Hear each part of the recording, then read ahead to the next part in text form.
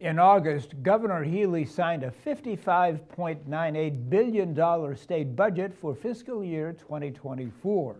Representative Denise Garlick stopped by the Select Board meeting on September 26th to provide an overview of the budget and to discuss some funding heading to Needham.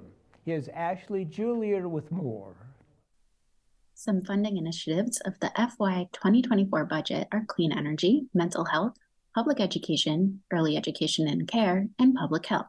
Representative Garlick also discussed funding coming directly to Needham. In the state, we are continually supporting communities, and particularly our community. You'll see that each year we have seen an increase.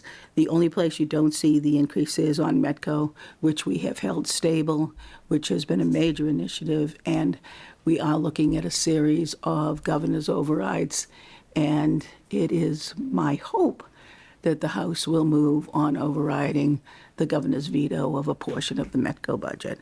Some funds in the FY 2024 budget are earmarked for specific projects in town. We're certainly getting $75,000 for the Needham Housing Authority Community Center upgrades. I think is valuable to us.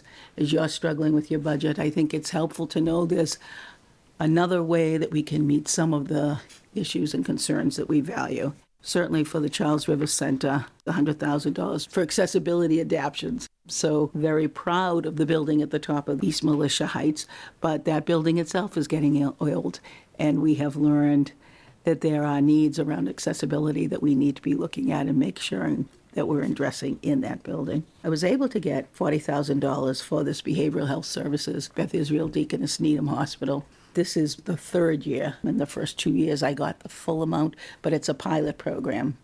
And this program there is a Riverside person now that is actually in the Beth Israel Deaconess Needham emergency room. And this money helps to fund that because the belief of the leaders of the hospital, and my very strong belief as well, is that many of our mental health services are best served in our community if we can connect people quickly. If it's a warm handoff, which means when you come to the emergency room, you know exactly where you're going the next day, when and why, and who's going to be there, and that there's a strong connection between the hospital and these community resources.